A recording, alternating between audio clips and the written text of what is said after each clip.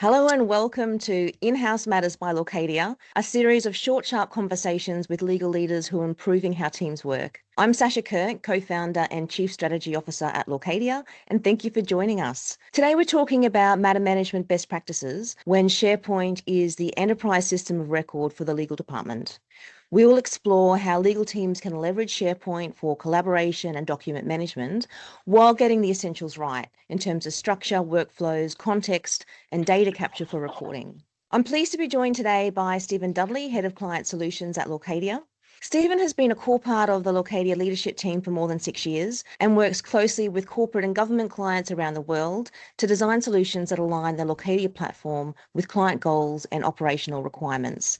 He's played a leading role in the design of Lawcadia's SharePoint integration, advocating on behalf of clients, and pushing the Lawcadia team to focus on overcoming common technical integration issues, such as synchronization conflicts and permissions access control challenges.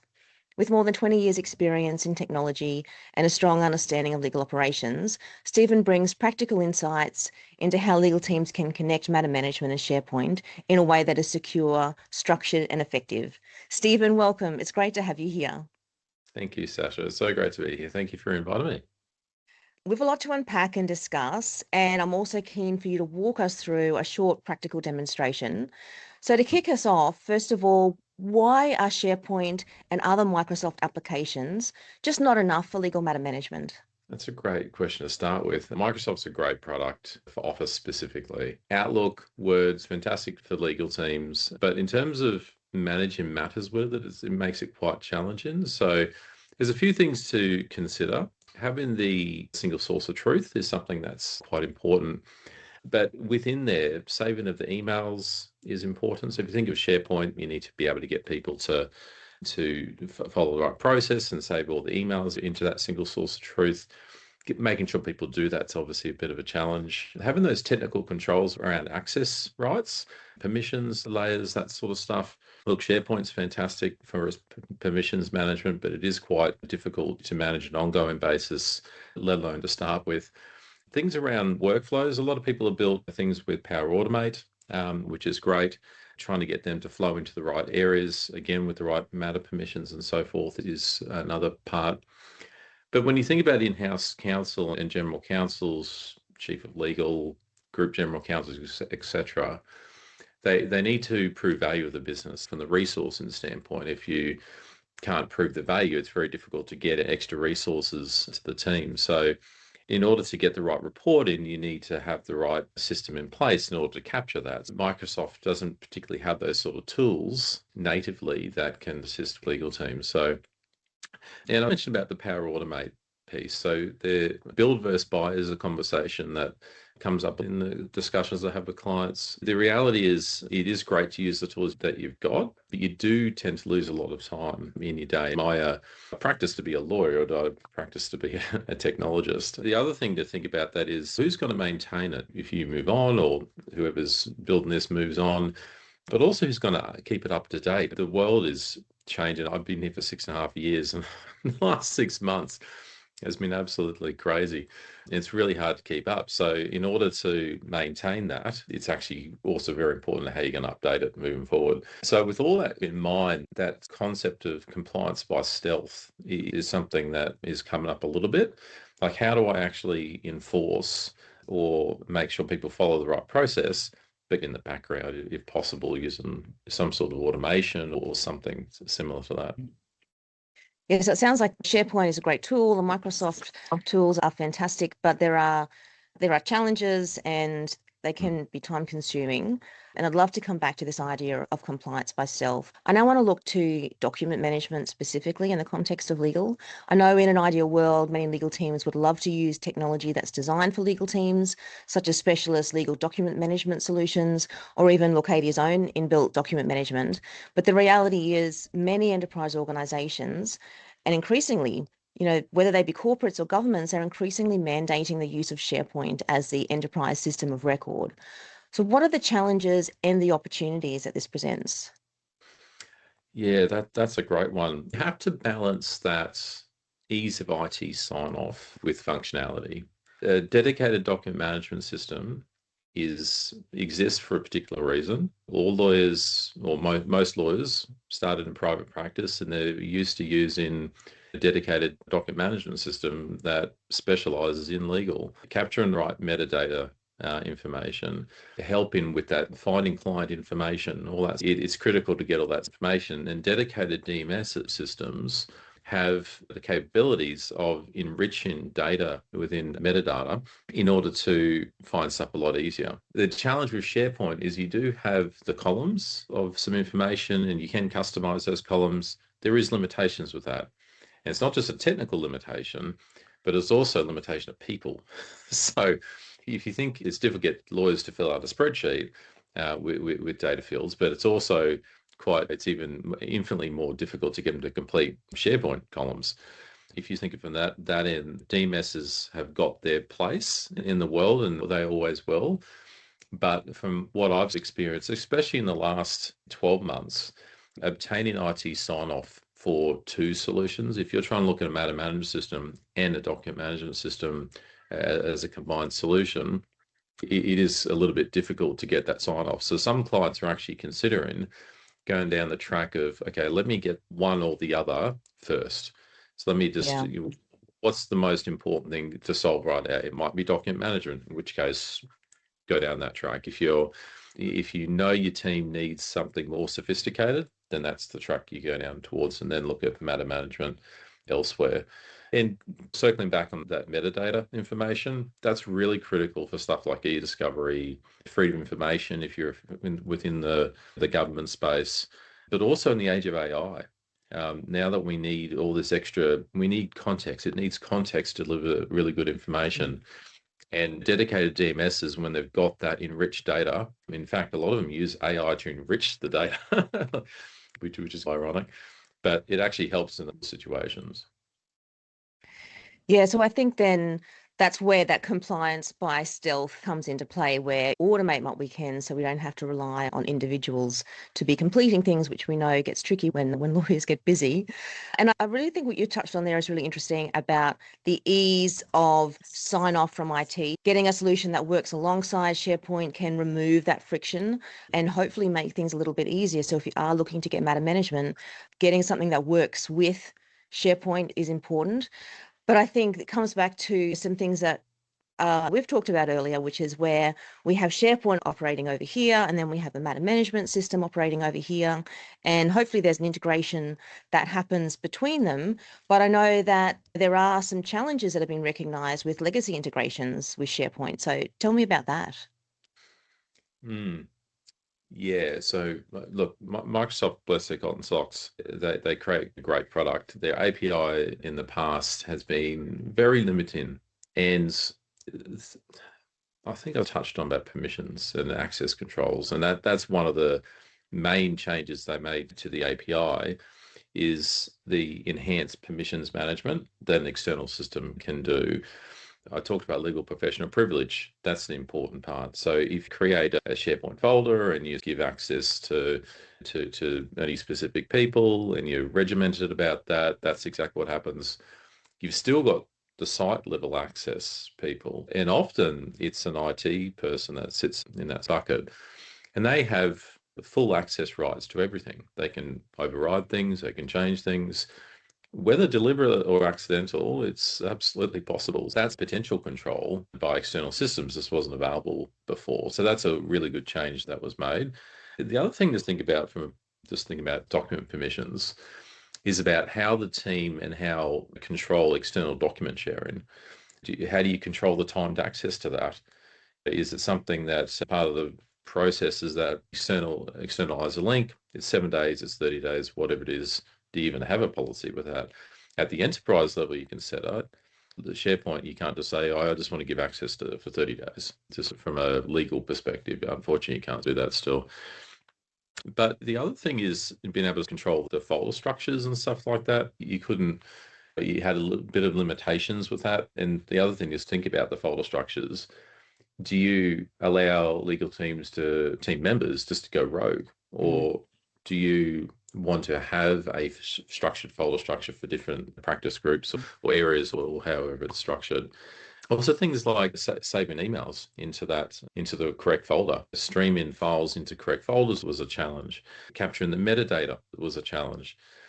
So this is the thing where changes to that API had to happen and had to evolve in order to move with the times. And it's these things that I'm talking about when we were designing our integration with SharePoint that were really clear about the challenges people were having with just working with SharePoint alone, let alone the problem before with the API. That really gets me on to my next question, which is what does good practice now look like when connecting matter management and SharePoint with a focus on collaboration and control? And I think it'd be good to touch on synchronizing documents because I'm not sure that we talked about that before. Yeah, that's probably a good one to touch on. Version control within in-house teams is really a bit of a bugbear, but unfortunately, it's something that they all have to deal with.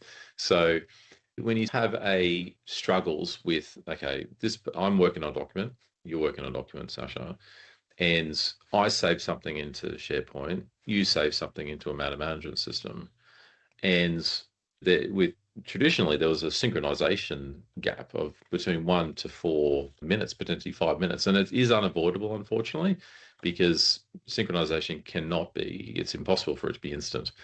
So that means if I save it, then you save it, then we've got a version conflict. Now, how on earth do you deal with that? For us, that's one of the fundamental things that we looked at on solving. We didn't have a SharePoint integration before for that exact reason.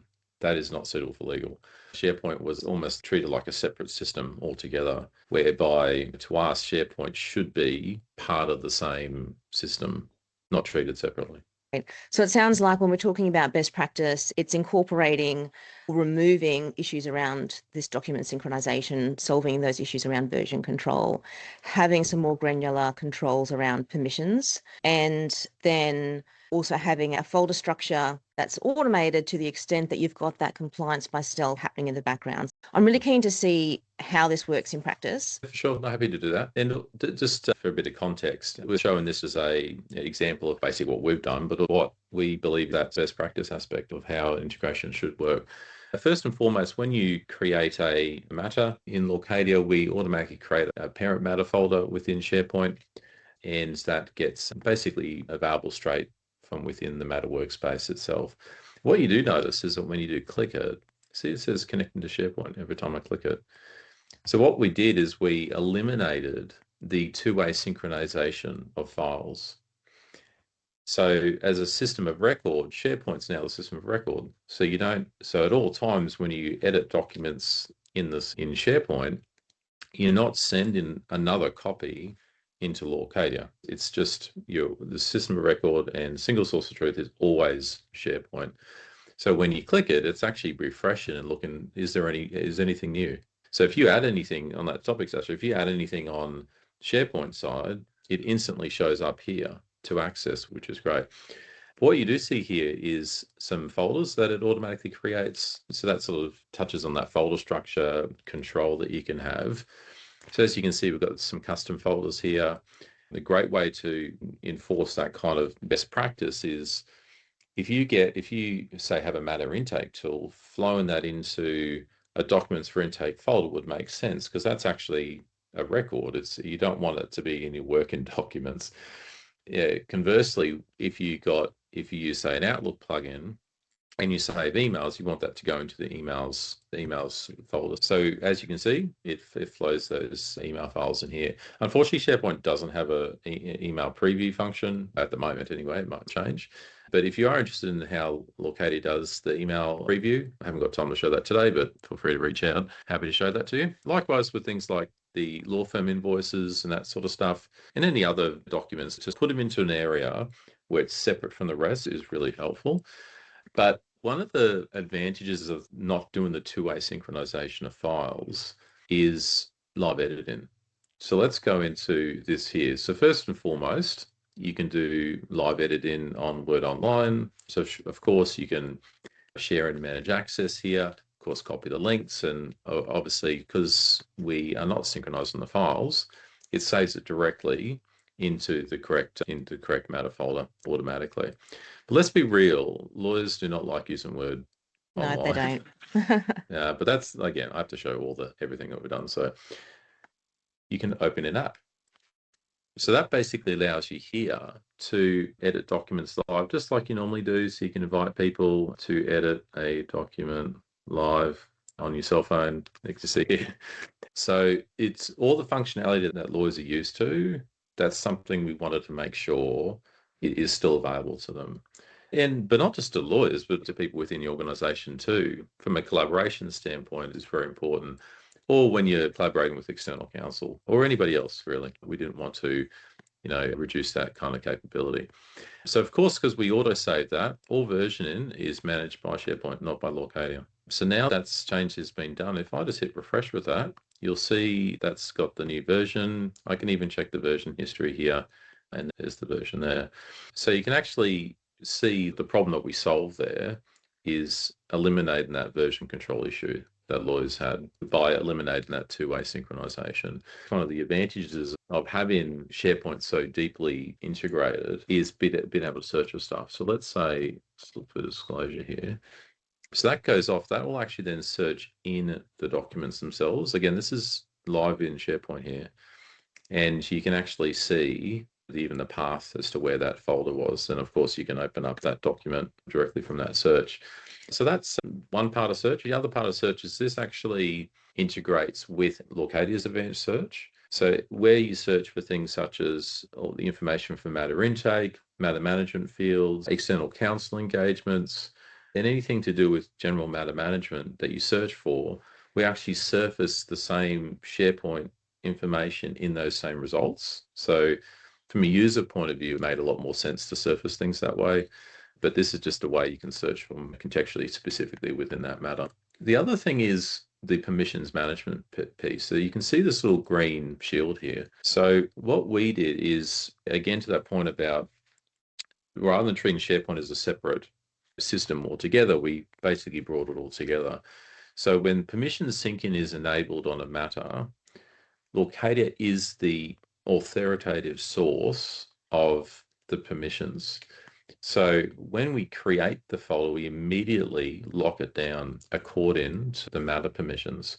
So right now, it's not marked as confidential, so it's not named users only. However, it actually is. So with our primary contact being myself, but anyone within, say, organization group or org unit, whatever you'd like to call it, we actually specifically add those people to that matter folder, which is great. However, if I mark that as confidential, as soon as I hit submit, it instantly locks everybody except myself, unless I specifically add, other people, those users, to that particular folder. I just wanted to cover that off because that's the challenge, as I said a bit earlier, about how do you manage those access controls correctly in the most effective way. And for us, the most complex part of the integration was locking down those permissions. And as an added bonus, if the site level access person changes the permissions, Lawcadia overrides that automatically back to what's on here. Even if they rename the matter folder in SharePoint, we rename it back again. What I really like here is that the matter management system is that control panel for the SharePoint folders, for those permissions, and it can override and control everything. But it's also that single source of truth for not just your documents and what you've got going on in SharePoint, but then also your emails and your matter information, and to be able to search across all of that and have that in your controls, I think is really quite powerful. Absolutely. And you got full access to the original SharePoint site. So all the extra functionality is available to the legal users. Obviously, what we've done is we've made it simple for the legal professionals because, to be honest, that drop down is a bit of a dog's breakfast. So we just made it as simple as we could. So the idea is that a lawyer could effectively just be in one space, which is that matter management system, exactly, without having to be working it across two different locations. Now, I've got some questions. And the first question was, what kind of legal teams benefit the most from this approach? So to me, there is no specific team that would benefit. It's anyone. And the main reason for that is even smaller teams, they have the same problems as the larger teams. They're all doing roughly the same type of work, and they've got all these different business decisions. They're just a smaller team. But they don't often need the same rigor of folder structures necessarily, but they would like to. When you get up into the larger teams, it's almost as though it's like a mandated, you have to, but people don't necessarily follow it. So I think that's the advantage of doing the integration this way, is that even smaller teams can have the same rigor and enforce things the same way as what a large team would without, I guess, using up some the very small resources that they already have. Now, I've just got a question that's come through. When someone leaves the company, how easy is it to change all of the permissions? Oh, yeah, that's a great question. I'll answer that two ways. So one, when you reallocate the matters in Lawcadia, that automatically flows through into SharePoint automatically. The second one is if you use SCIM, which is SCIM, feel free to Google that one if you don't quite know what that is. But basically, it's an enterprise system that automatically deprovisions users as well as provisions users in your system, and that pushes that to Lawcadia. So as soon as a user leaves, there's a fallback user, and all the matters automatically go to that particular user until they're reallocated to somebody else, and that flows through to SharePoint. Finally, what are the 3 key factors that legal teams should consider when integrating matter management with SharePoint? The top 3. So for me, permissions management, because legal professional privilege, that should be above all else. Security over functionality should always be the focus. The second one to me would be version control. That to me is the second one. And third one is that's folder structure. I touched on it before that a lot of legal teams have a mandate, they have to follow a structure, but there's no way to enforce it. And I don't like using the word enforce, but basically, if you want to incentivize people to use the right structure and using automation to create that structure, I think is a good way to do it. Thank you, Stephen. That brings us to the end of this episode of In-House Matters by Lawcadia. Thank you for sharing your insights and for the practical demonstration. Now, for everyone in the audience, if you would like to continue the conversation or learn more about Lawcadia, please reach out to us on LinkedIn or visit our website at lawcadia.com.